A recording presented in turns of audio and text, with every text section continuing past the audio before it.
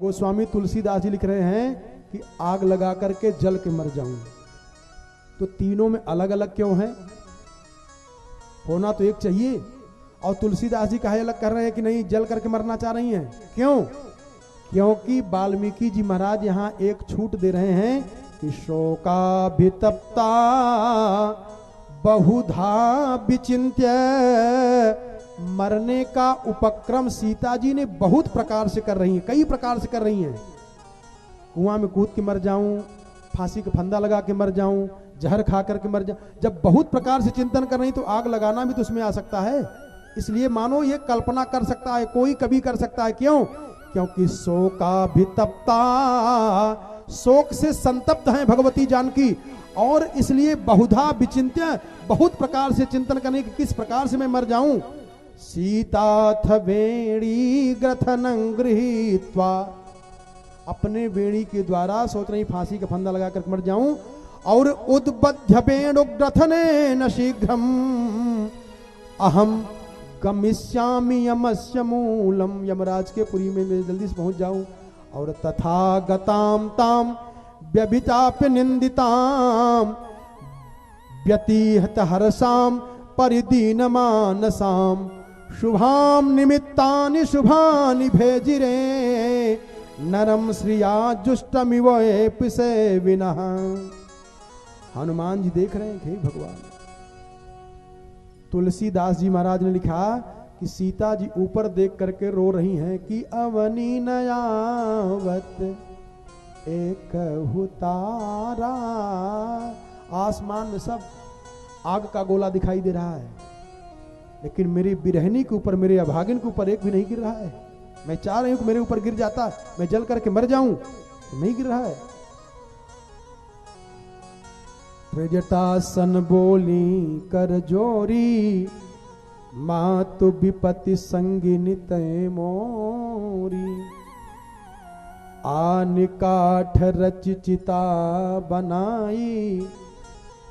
मैं लकड़ियां तो ला लूंगा क्योंकि अशोक वाटिका में तो हूं ही, लेकिन मातु अनल पुनि देहु लगाई। आप आग लगा दीजिए, आग लगा के मरना चाहती है। क्यों? गोस्वामी जी से पूछा क्यों आप कह रहे हैं कि आग लगा के मरना चाहती हैं? बाबा ने तर्क दिया, कहा भगवती रो रही हैं और रो के कह रही हैं कि अगर मैं जहर खा के मर जाऊंगी तो मेरी लाश लंका में पड़ी रह जाएगी। अगर मैं अपने वेणु का फांसी का फंदा बना करके लटक करके मर जाऊंगी तब पर भी मेरी मृत लाश इसी लंका में पड़ी रह जाएगी। और जब आग लगा करके जल करके भस्म हो जाऊंगी, खाक बन जाऊंगी, राख बन जाऊंगी, तो मरते समय पवन देव से निवेदन करूंगी कि हे पवन देव, जब मेरा शरीर जल करके राख हो जाए तो आप अपने हवा के झकोरे से मेरे राख को उठा करके लेके जाना, हमारे प्रियतम भगवान राम के श्री चरणों में समर्पित कर देना। मेरे शरीर की राख भी अगर हमारे प्रियतम के चरणों में पहुंच जाएगी तब भी मेरा जीवन धन्य हो जाएगा। इसलिए यहाँ जल करके मर के राख बन करके भगवान के चरणों में जाना चाहती हैं। हनुमान जी ने जब देखा तो हनुमान जी से बर्दाश्त नहीं हुआ। हनुमान जी के भी आंख से आंसू गिरने लगे कि सीता माता मरने के लिए, आत्महत्या करने के लिए तैयार हो गई हैं, मैं क्या करूं? तो हनुमान जी महाराज ने यदि हयम सती में नाम शोकोपहत चेतसाम अनाश्वास्य गमिष्यामि दोषवद गमनम भवे। हनुमान जी ने सोचा कि मैं क्या करूं, तो हनुमान जी ने कथा शुरू कर दिया। हनुमान जी वहीं ऊपर से ही भगवान की कथा सुनाना शुरू कर दिया। हमने कहा कई बार आप लोगों से बताया,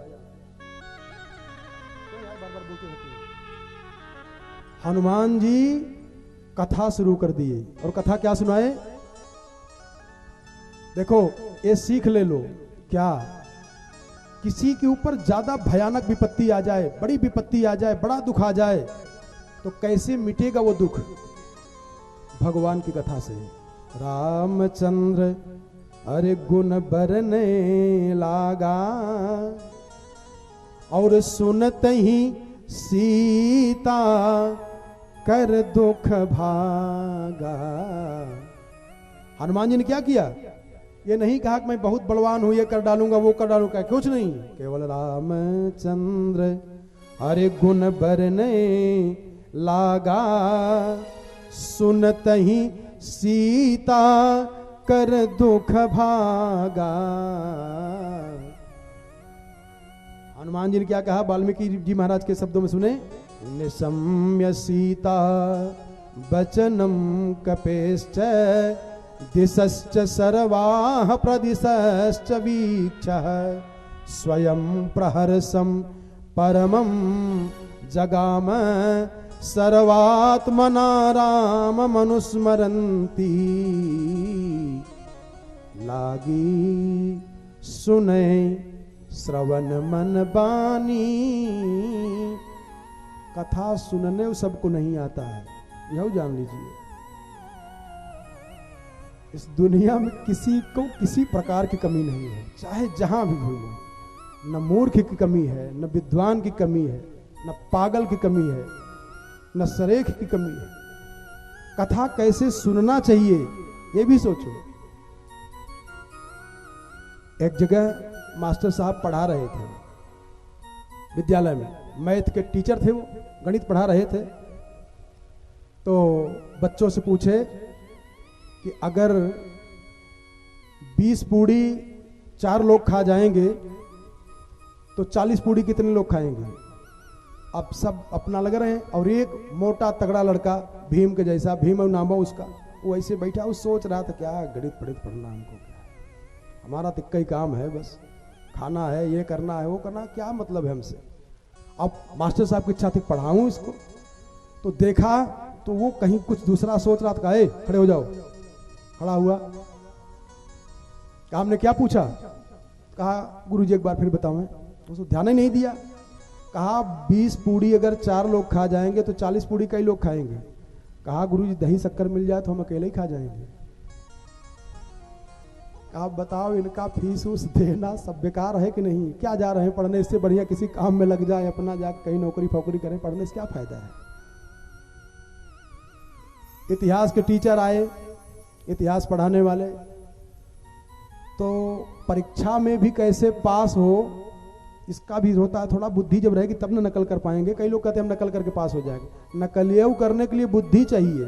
कहाँ कहे पूछा गया, मान लीजिए रामचरितमानस की चौपाई पूछी गई, और जब आप जानते रहोगे तब न जानोगे कि इस कांड में होगा, ये प्रसंग में होगा, तो जल्दी ढूंढ लोगे। और ढूंढते रहो, पन्ना पलटिए, ढूंढिए, तो पीछे श्यामपट पे लिखे थे कि 1529 1531 काय बताओ बाबर का शासन कब से कब तक चला। वही मोटका खड़ा हुआ, ऊपर देख, कहां देख रहे हो। वो इशारा कर रहे थे कि देख लेता तो देख के बता लेता। तो वो नीचे देखे ऊपर देखे, नीचे देखे ऊपर देखे, कई बार जब डांटे, कहा इधर नहीं देख रहा है क्या लिखा है। कहा ओहो गुरुजी ये संबंध लिखा है क्या। कहा तुम क्या सोच रहे थे। कहा हम तो सोचे कि बाबर का मोबाइल नंबर लिखा हुआ है ये, इसीलिए इसको नहीं बताने। तुम तो कभी सोच रहे थे कि बता दूं 1519 1530। कथा कैसे सुनना चाहिए भगवान राम ने लक्ष्मण को बताया। जब कहा भैया कथा सुना दीजिए, कहा थोरहि महू। देखो वन की यात्रा है, बैठ के ज्यादा कहने का समय है नहीं, लेकिन आपकी इच्छा है कथा सुनने के, सुनाऊंगा। लेकिन थोरहि महू सब अरे कहब बुझाई, और सुनहु तात मन मति चित लाई। सीता जी जब सुनी है कथा तो कैसे सुनी है। कहा निशम्य सीता वचनम कपेश्च, दिशश्च सर्वः प्रदिशश्च वीक्ष, स्वयं प्रहर्षं परमं जगाम, सर्वात्मना राम मनुस्मरन्ति।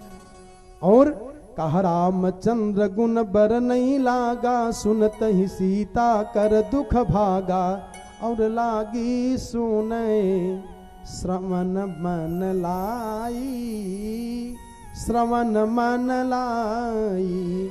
आदि हुते सब कथा सुनाई। तो पूरी जब कथा सुनाए तो हनुमान जी को नीचे बुलाई, नीचे बुला करके पूछी, और तब हनुमान जी के ऊपर सीता जी सोच रही कि कहीं रावण की माया तो नहीं है ये। एक बात और भी बीच में हुई है। हनुमान जी ने सोचा कैसे इनसे किस भाषा में मैं बात करूं।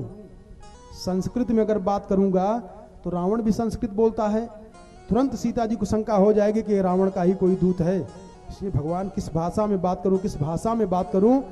इसलिए हनुमान जी ने सोचा कि सीता जी हमारे ऊपर विश्वास कर जाएं, मैं उस भाषा का प्रयोग करूं। तो सीता जी सोची, सीता जी किस भाषा को हमको अपना मानेंगी। तो सीता जी अवध में रही हैं, तो अवध की भाषा में हम बोलेंगे तब सीता जी अपना मानेंगे। इसलिए अवध की भाषा में हनुमान जी बात करना शुरू किए हैं। अवधि इसलिए रामायण लिखी गई है फिर बाद में। और सीता जी को विश्वास दिलाने के लिए हनुमान जी ने कहा, अहम रामस्य संदेशात् देवी दूतस्त्वमागतः। अपना मानेगी तब न दिल की बात होगी। इसलिए सीता जी को अपना परिचय बताने के लिए हनुमान जी ने कहा कि राम दूत में। ध्यान देना जरा, जैसे फौज में, मिलिट्री में जो बॉर्डर पर रहते हैं ना, इनको कोड वर्ड सिखाया जाता है। फौजियों को रात में ड्यूटी करना है, पेड़ के साथ कहीं छिपे बैठे हैं, कहीं कहीं बैठे लेटे पड़े हुए हैं, और कोई आदमी आ जाए तो उसको बाहरी समझ के गोली मार देंगे। जब उनका वाला आदमी आएगा तो वही कोड वर्ड बोलेगा जो उनको सिखाया गया है, तो जान जाएंगे कि अपने ग्रुप का आदमी है ये। दूसरा कोई आया तो धाए से उड़ाया जाएगा वो। अच्छा, आजकल देखो लोग कैसे ठगा जाते, कैसे फंस जाते हैं। आए और कहें आपके रिश्तेदार ने भेजा है, ये किया, ये चिट्ठी दिया है, वो चिट्ठी दिया है, वो लेकर के पता चला सामान सब गए।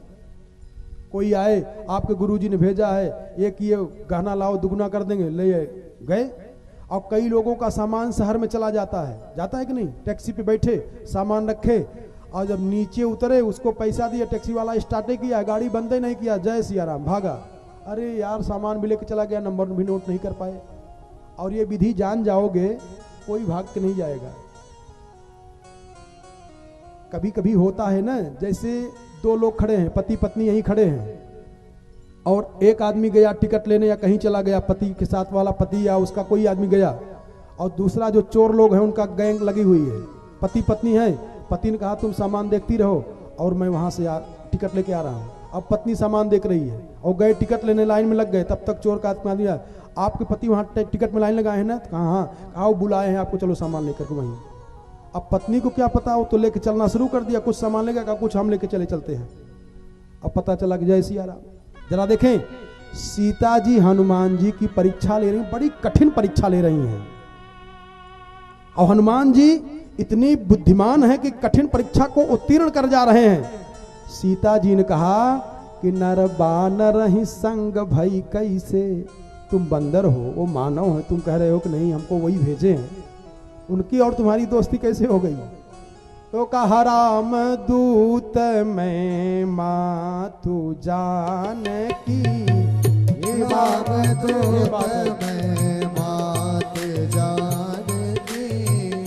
राम दूत मैं मातु जानकी। राम दूत मैं मातु जानकी। राम दूत मैं मातु जानकी। राम दूत मैं मातु जानकी। ध्यान देना, सीता जी के कई नाम हैं। कोई मैथिली कहते थे, कोई कुछ कहते थे, कोई सीता कहते थे, लेकिन पति पत्नी का विशेष प्रेम है। जब विशेष प्रेम है तो भगवान राम ने सीता जी का एक स्पेशल गुप्त नाम चुन करके रखा था। क्या? भगवान राम सीता जी को जानकी कहा करते थे। जानकी का कई अर्थ होता है। जानकी का एक अर्थ होता है कि जनक जी की बिटिया हैं, जानकी हैं, और दूसरा भाव होता है राम प्राण के समान सिया ओनहु के प्राण। जानकी मेरे प्राण की हो, प्राणों से बढ़कर के मेरी हो, इसलिए हम भगवान राम सीता जी को जानकी कहा करते थे। इसलिए जब गुप्त नाम को बताया, हरे राम दूत मैं मातु जानकी। राम दूत मैं मातु जानकी।